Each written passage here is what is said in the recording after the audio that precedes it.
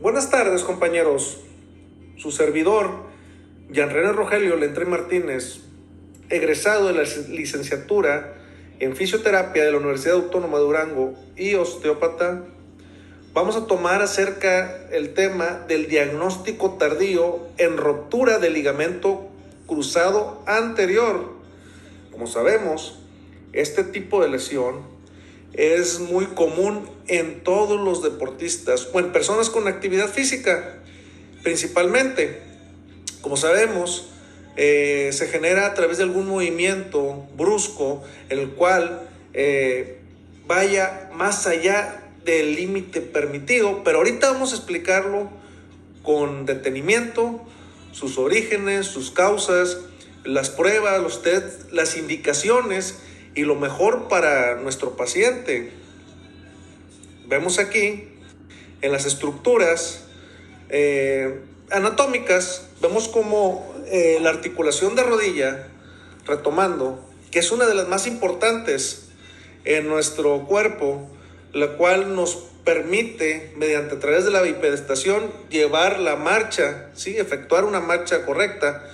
Y vemos cómo estas estructuras anatómicas se componen de diversos tejidos. Principalmente tenemos en el tejido óseo al fémur, la tibia y el peroné, ¿sí? Recordando también, vemos aquí los meniscos, como son los cojines que nos permiten que no haya ese roce, incluso con el líquido sinovial, que es ese aceite, esa lubricación natural que el cuerpo va a permitir para que no haya desgaste en la articulación y principalmente en nuestros huesos.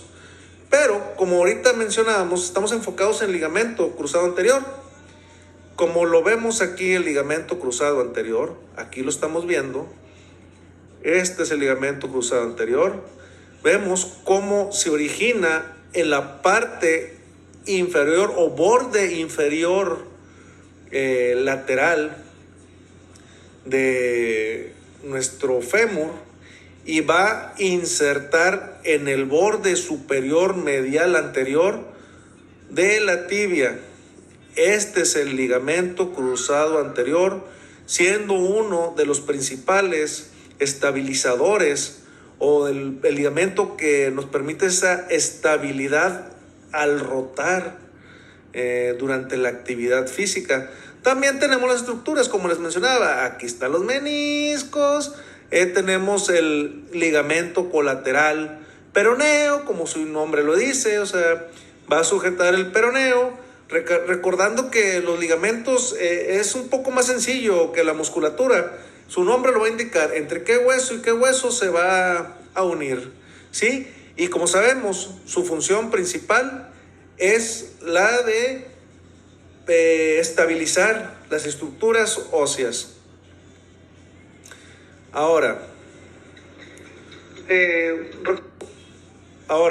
vamos a ver aquí los tipos de desgarro que hay dentro de las lesiones, ¿sí? O los desgarros que vemos. Vemos la avulsión, cómo el desprendimiento va a ser hacia el área que está sujeto al tejido óseo. Vemos cuando hay una ruptura o desgarro parcial, como su nombre lo indica, o sea, va a ser un segmento. Y vemos cuando es completo. Todo el ligamento va a sufrir esa lesión en la cual va a haber un desprendimiento, ¿verdad? Sí, pero a diferencia de la avulsión, en la avulsión sí es el desprendimiento del ligamento como tal. Aquí es por la parte media o más proximal hacia alguna inserción, pero va a haber tejido en cada lado de las inserciones óseas. Ahora, ¿por qué ocurre? Como ya había mencionado en el audio anteriormente, este tipo de lesión hay varios factores. Tenemos la vía extrínseca y la vía intrínseca. La vía extrínseca, lo más común, siempre va a ser algún traumatismo, algún movimiento brusco. Si el paciente tiene un peso, pues supongamos como yo, que peso casi 100 kilos, me pongo a correr, quiero irme a jugar fútbol como cuando tenía 20 años y quiero hacer un dribbling, ¿qué va a pasar? Es muy probable que vaya a tener este tipo de lesión. Si los jugadores profesionales de fútbol tienden a sufrir este tipo de lesión, que ellos se supone que mantienen un peso saludable o un peso de atleta, o sea, los atletas sufren, ¿pero por qué? Por el movimiento brusco en el cambio de dirección, y también si hay una rotación, como dice aquí, las lesiones del ligamento de cruzado anterior se presentan cuando los huesos de la pierna se tuercen en direcciones opuestas. Es lo que le está diciendo, hay un movimiento brusco, ¿sí? ¿Qué pasa? Que va a sobrepasar el límite permitido. Un ligamento, para que se rompa, tiene que ser un movimiento muy fuerte. ¿Por qué? Porque los ligamentos son muy fuertes, así como los tendones. Tienen una resistencia que no imaginamos. Incluso cuando los traumatólogos van a operar columna, van a operar, batallan en poder abrir una articulación. No es tan sencillo como cuando le quitamos la pierna al pollo, ¿verdad? Y eso que es una articulación. Entonces, esa es la vía extrínseca. La vía intrínseca, si el paciente tiene malos hábitos, si el paciente es un enfermo crónico, llámese diabetes, hipertensión, si el paciente está consumiendo medicamentos, principalmente corticosteroides, eso va a generar que haya una deshidratación en los tejidos. Si el paciente o la persona consume muchas carnes rojas en combinación con alcohol, también. ¿Por qué? Recordemos que la vía de eliminación es el hígado, la ruta metabólica y riñón. ¿Qué pasa? Va a liberar mediante cetonas. ¿Qué pasa? Esto también va a generar una resequedad, una deshidratación, una desmineralización o un exceso de calcificación.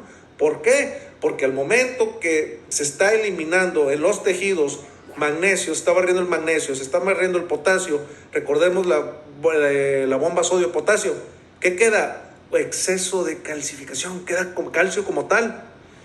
El cuerpo, en su afán por querer autorregularse, recordemos que la autorregulación es la homeostasis, va a compensar mediante esta, pues no quisiera llamarle patología, esta fisiología, fisiología. ¿Qué va a pasar? Va a haber una predisposición para la ruptura. Siguiente diapositiva, vamos a ver cómo, ahora bien, vamos a ver cómo aquí las estructuras. Vemos como un ligamento cruzado anterior normal se ve en su estructura completa, se ve la morfología bien, las estructuras, eso lo vemos en las interpretaciones de imagen, y vemos cuando hay un ligamento cruzado anterior lesionado. En la imagen es muy burda, es muy simple, es para darnos una idea, porque realmente cuando viene un paciente, vemos aquí en el estudio de imagen, esta es una resonancia magnética, vemos el corte lateral, sagital lateral, ¿verdad? Vemos cómo se ve aquí la división de los tejidos. Vemos aquí, mira, también hay lesión, ¿sí? Vemos aquí lesión.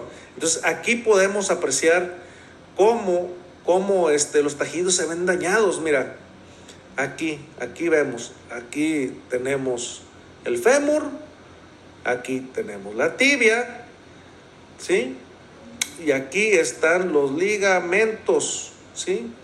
Vemos aquí cómo se ve este es el tendón patelar, ¿sí? Vemos cómo aquí está la rótula, la patela, y aquí están los ligamentos, aquí están los ligamentos cruzados en este punto. Así es como el traumatólogo o nosotros podemos percatarnos de los tipos de lesiones y cómo se pueden observar. Esta imagen nos podría ayudar bien para explicarle a un paciente cómo está por dentro la estructura, cómo se ve la estructura cuando ya está afectada, ¿sí? Pero ahora bien, vamos a avanzar con la siguiente diapositiva. Entonces, como vemos, la artroscopía es el método invasivo, un poquito menos invasivo. No deja de ser invasivo, ¿por qué? porque va a haber un daño en tejido siempre, ¿sí? Entonces, este es el método que utilizan los traumatólogos para poder observar, para poder reconstruir y reinsertar. Hay otra técnica en la cual se toma de algún músculo, ya sea de los abductores o de los isquiotibiales, parte de ese músculo para reconstruir el ligamento volver a hacer el injerto, ¿verdad? Fijándolo con material obviamente quirúrgico, como si fuera una grapa, un clavito, y esto ya es una prótesis, ¿sí? Ya es una prótesis. ¿Por qué? Porque va a fungir como el tejido principal, ¿sí? Ahora, entra la incógnita, ¿verdad? Si no se ve aquí por la camarita, no me veo, la emollín. Si yo intentaría que en un procedimiento quirúrgico, después de un año de la lesión, si el paciente reporta efectos mínimos durante sus actividades, mira, claro que no. Si la articulación está funcionando bien, si es funcional, y no nada más hablamos de la rodilla, vemos de un hombro, de un codo, si es funcional, obviamente el paciente siente molestias. ¿Por qué? Porque después de cualquier incidente, cualquier lesión, va a generarse fibrosis. Es ahí donde nosotros tenemos que trabajar, en la fibrosis, ¿sí? Y fortalecer las estructuras musculares aledañas a revisar la biomecánica. Lo vemos mucho, yo lo veo mucho en los hombros, cuando llegan con dolor de hombro.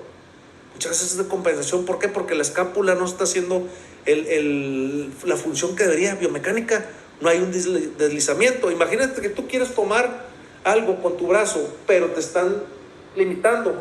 Va a haber dolor en la parte anterior. Así, puede haber ruptura de ligamentos y no sentir molestia el paciente. Yo lo he visto en mis pacientes. Pacientes con ruptura de ligamento anterior, sí, va a haber un desequilibrio o una inestabilidad, pero es funcional, siempre y cuando tomando en cuenta las actividades del paciente. Si el paciente tiene, un ejemplo, si el paciente tiene actividades de oficina, sedentario, ¿por qué lo vas a intervenir quirúrgicamente? Si va a quedar primero en incapacidad, después la rehabilitación. Obviamente, si el paciente es joven, es deportista, como los jugadores, son profesionales, bueno, ahí sí lo más recomendable es la intervención quirúrgica. Pero como dice aquí, si después de un año el paciente, o sea, ya pasó un año de lesión, ahí no me indica si el paciente está funcional, no está funcional, tiene dolor, no tiene dolor. Yo optaría más por un tratamiento convencional, fisioterapéutico, agentes físicos, trabajar adherencias, obviamente a mí me apasiona la terapia manual, y ver la descompensación biomecánica. ¿Por qué? Porque lo que queremos es evitar que después tenga problema en cadera, problema en columna, problema en rodilla, pero como dice ahí, yo iría y optaría por un modelo de tratamiento fisioterapéutico convencional. Sí, aquí ya les había explicado cómo se ve una fotografía en artroscopía del ligamento cruzado anterior, que está roto, que está retraído completamente. Así es como lo ve el traumatólogo, ¿sí? Ahora, el tratamiento fisioterapéutico conservador, como les comentaba, yo sí, para mí es lo primero. Siempre que llega un paciente conmigo con dolor, les digo yo, vamos a armar el rompecabezas, ver la raíz del dolor, quién lo está ocasionando. ¿Por qué? Porque el paciente te va a decir, me duele. Y tú puedes estar dándole sesiones y sesiones de ultrasonido, sesiones de diatermia o tecarterapia, compresoterapia, infiltrar, qué sé yo. Pero si no encuentras la raíz del problema, no va a haber mejoría. También están los otros pacientes que no se mueven y llegan con dolor lumbar y es un dolor radiado. Bueno, hay que explicarle al paciente que necesita moverse, sugerirle sutilmente mejorar la dieta, los hábitos. ¿Para qué? Para que disminuya un poquito el peso, qué sé yo, dependiendo la problemática del paciente. Pero obvio, nosotros como fisioterapeutas, en primera instancia, es entender mediante el modelo biopsicosocial el entorno del paciente, el dolor. ¿Por qué siente dolor nuestro paciente? ¿Sí? Y obviamente el tratamiento fisioterapéutico conservador es óptimo, es lo ideal, es lo mejor para cualquier tipo de patología. Y en este caso del diagnóstico de ruptura del ligamento cruzado anterior, independientemente si el paciente va a ser operado o no va a ser operado, requiere fisioterapia, ¿sí? Uno, por la descompensación biomecánica que va a tener, va a estar cargando más hacia la otra pierna. Dos, si va a ser operado, hay que fortalecer la musculatura y liberar adherencias. Tres, si es operado, hay que rehabilitar esa rodilla, esa articulación. Entonces, sí o sí, el tratamiento fisioterapéutico conservador es lo más recomendado para nuestro paciente. Ahora, hablando de la escala de Lisson, ¿verdad? Específicamente en rodilla. Como vemos, esta escala es una herramienta en la cual nos permite valorar la funcionalidad. Probablemente no sea un todo, pero como lo dice, es una herramienta en la cual vamos a ver si el paciente puede moverse, puede subir las escaleras, se puede sentar en cuclillas, si siente dolor o no tiene dolor, si utiliza algún tipo de apoyo, muletas o se apoya, qué tan limitado está. Principalmente eso es lo que nos permite como herramienta evaluar mediante un puntaje si la funcionalidad es buena, es mala, es nula o es excelente. ¿Que es un todo? No, no es un todo, pero sí nos sirve de ayuda. Y pues miren, muchas gracias de mi parte, les agradezco su atención. Aquí dejo las referencias de mi investigación para poder hablar acerca de este tema tan importante y tan común que se presenta en el día a día de nuestros pacientes. Gracias.